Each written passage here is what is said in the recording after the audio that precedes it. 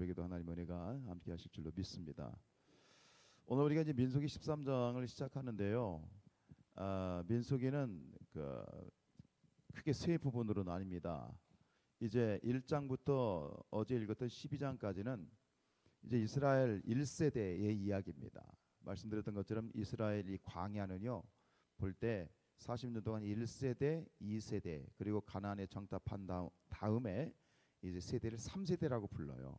그래서 1세대는 출애굽해서 나온 그런 성인들, 어른들을 말하고, 2세대는 광야에서 생성된, 이제 태어났거나 애굽에서 나올 때 어린 그런 세대를 2세대라고 그러고, 그리고 이제 가나안 땅에 들어가서 정착을 해서 살아가는 세대가 3세대인데, 바로 1장부터 12장까지는 뭐냐면 1세대에 대한 이야기예요.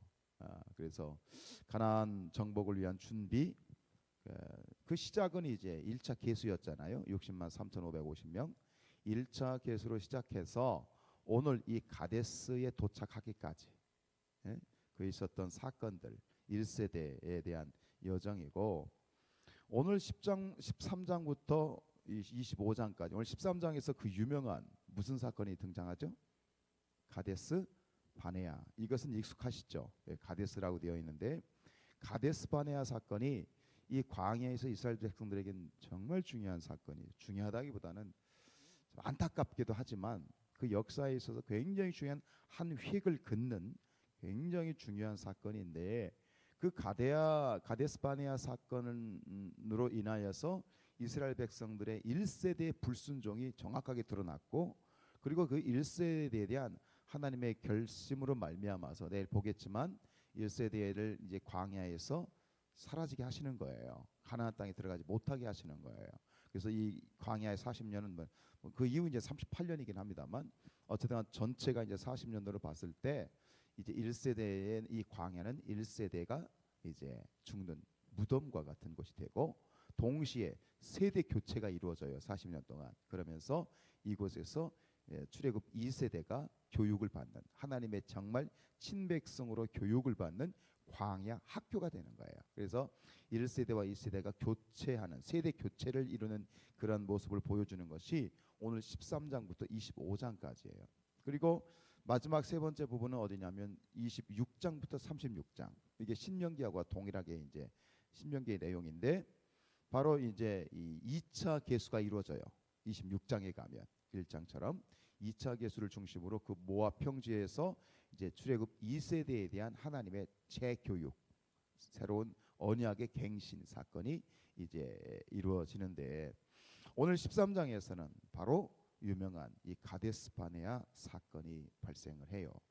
아시는 것처럼, 잘 아시는 것처럼 이제 여기 12지파에서 그 지휘관들, 우두머리 수령들을 뽑아서 이제 가나안 땅을 정탐을 하고, 그들이 40일 동안 정탐을 하고 돌아와서 이제 보고 대회를 열죠. 이제 보고 대회 보고한 것까지가 오늘 이제 이야기인데, 사실은 이 13장의 가데스 바네아 사건을 이 13장의 제목을 붙인다면 이렇게 붙일 수 있어요. 가데스 바네아 대반역 사건입니다. 사실은 하나님에 대해서 이스라엘 백성들, 특별히 이 정탐을 마치고 온 12명의 이 보고 대회는 결국은 참 안타깝게도 반역 사건이에요. 하나님에 대한 불순종의 그런 사건으로 끝나버리고 말죠. 이로 인해서 14장 내일 보겠습니다만 40일 동안 정탐을 했어. 근데 그것을 하나님의 그들의 불신앙을 보시고 41을 뭘로 바꿔? 40년으로 바꿔서 결국은 이스라엘 이 광야에서 참 방랑하는 그런 엄청난 그런 비극의 사건이 결말을 가져오게 되는데, 여러분 그런 광경 보셨나요? 바람은 한 곳으로 이제 불잖아요. 한 방향으로 부는데, 바람은 한 방향으로 부는데 배는 전혀 다른 방향으로 움직이는 거 한번 보신 적 있나요? 저희가 이제 전에 이 탑종호수에 갔을 때, 탑종호수에 가면 이 서핑을 즐기는 사람들이 있더라고요. 이렇게 바람 맞아서. 이 바람은 한 방향인데 이게 그렇다고 해서 배가 한 방향으로만 가는 게 아니야. 이쪽 방향 동쪽으로 가기도 하지만 그 반대 방향으로 배가, 바람은 한 방향인데 배는 전혀 반대 방향으로 가는 두 방향으로 가는 것처럼 사람의 마음도 마찬가지죠. 똑같은 걸 보면서도 전혀 다른 생각을 가질 수 있다는 거예요. 오늘 이 사건이 바로 그 대표적인 사건이겠죠. 젖과 꿀이 흐르는 땅, 이 가나안 땅을 목격한 12명의 평가는 전혀 정반대로 나타나죠. 뭐예요? 10대 2로 갈라집니다. 여호수아와 갈렙은 어떻다? 저 땅을 정복할 수 있다. 할 수 있다라고 하는 의견과 전혀 반대로 절대로 할 수 없다라는 방향으로 정확하게 갈라져요.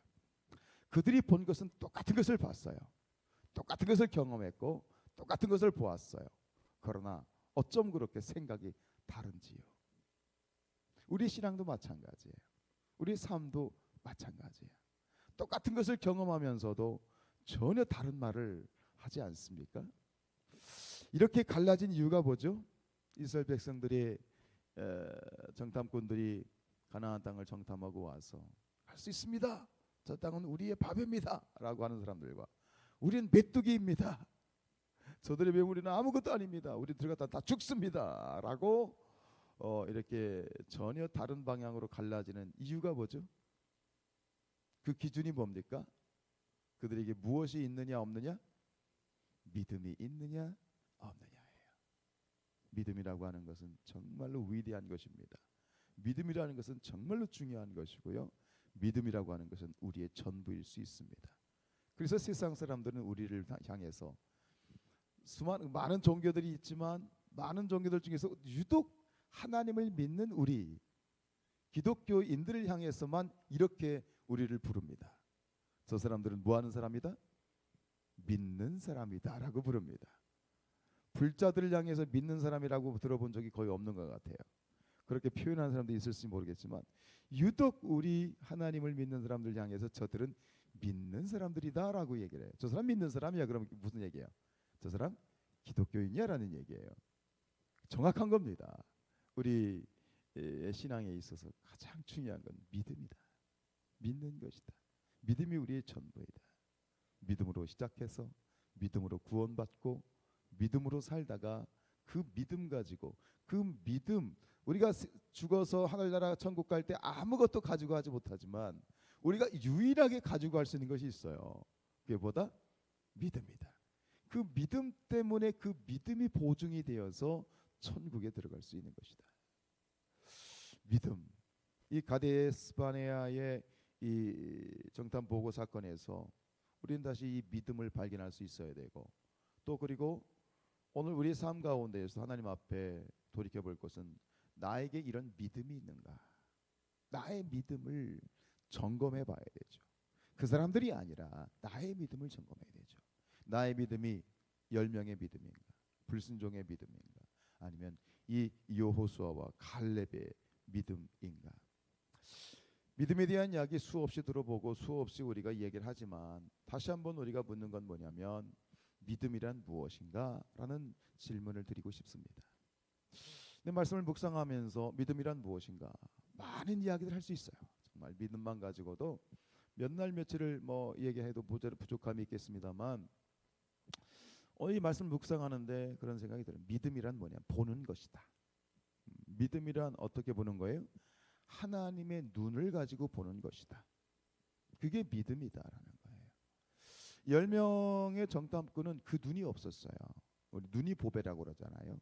우리 영적인 눈이란 뭐냐? 그것은 결국 하나님이 보시는 것을 볼 수 있는 눈. 그게 믿음이다라는 그런 마음을 하나님이 주셨어요. 내 생각, 내 경험, 내 기준. 자, 내 생각, 내 기준, 내 경험이 아니라 하나님의 눈, 그렇죠? 하나님의 생각, 하나님의 기준으로 봐야 돼. 여러분들이 눈을 뜨고 눈앞에 보이는 것을 볼 때에 많은 생각들과 그런 것들이 일어나겠지만 나의 것이 아니라 하나님이라면 어떻게 보실까? 하나님은 이 상황을 어떻게 생각하실까? 하나님은 왜 이런 일이 벌어지게 하셨을까?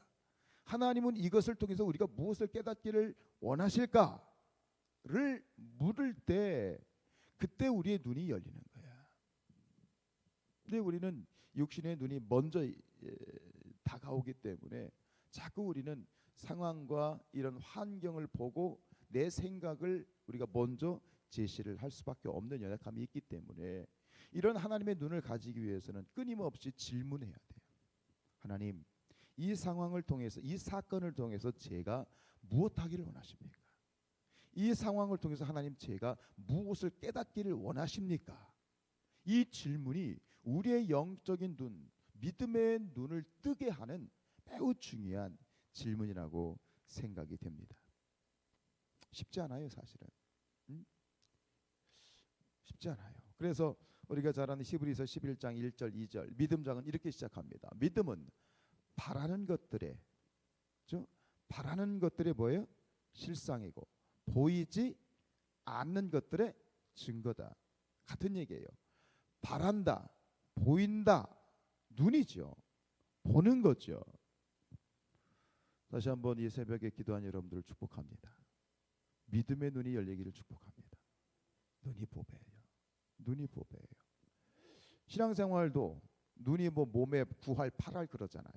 신앙생활도 영적인 눈이 얼마나 뜨였느냐에 따라서 뜨였느냐에 따라서 신앙생활의 이 퀄리티, 신앙생활의 질이 달라지는 거예요. 똑같은 신앙생활을 하는 것 같지만 눈이 전혀 달라요. 눈이 다르니 하는 말이 다르고 그 말에 따라서 이 뒤에 14장에 보겠습니다만 하나님은 우리의 입술을 들으십니다. 우리의 입술을 하나님이 늘 그 소리를 들으셔요. 이스라엘 백성이 죽겠다 죽겠다 하니까 하나님 그래? 죽어 그런 거예요. 참 아이러니하게도 죽겠어요 하나님. 아니 우리 다 죽여주십시오. 그래. 죽여주십시오. 여기 차라리 죽여주십시오. 그런 말을 해버려요. 그래? 그럼 내 귀에 들린 대로 내가 행하리라 그렇게 하셨어요. 14장 읽어보세요. 내 귀에 들린 대로 내가 행하리라. 그래서 우리가 입술에 이 죄를 짓지 말아야 돼. 입술로 범죄하지 말아야 돼. 생각은 있고 마음엔 여러 가지 것들이 떠오르지만 결정적으로 하나님은 우리의 입술을, 우리의 말을 들으신다라고 하는 거예요. 눈이 바뀌면 입이 바뀌고 입이 바뀌면 말이 바뀌고 우리의 눈과 보는 것과 말하는 것이 믿음으로 바뀔 수 있기를 주님의 이름으로 축복합니다. 그래서 여호수아 갈렙, 특별히 갈렙이 뭐라고 말합니까? 조용히 시키죠. 그리고 말합니다. 우리가 올라가서 그 땅을 취하자. 능히 이기리라. 할 수 있거든이 무슨 말이냐? 무하는 자들에게는, 믿는 자들에게는 능치 못할 일이 없느니라. 여러분, 우리가 함께 말씀을 나누고 기도하면서 과연 우리가 또 이런 질문을 할 수 있겠습니다. 하나님께서 우리 성산교회에게 주신 약속이 뭡니까? 우리가 붙들어야 될 믿음의 약속이 뭡니까? 하나님께서는 이 세상 가운데, 이 땅 가운데서 정림동, 대전 이 서구와 정림동 땅에서 하나님께서는 이 성산교회를 들어 사용하기를 원하십니다. 이스라엘 백성들을 선민으로 선택하신 거예요. 그들이 잘났기 때문이 아니에요. 뭔가가 준비되었기 때문이 아니에요.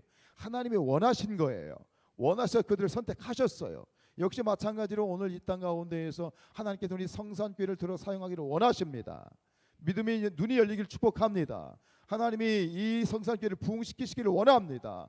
우리가 성산교회가 부흥되기를 원하는 것보다 하나님께서 더 간절히 원하시는 것은 이 성산교회를 부흥시키기를 원하십니다.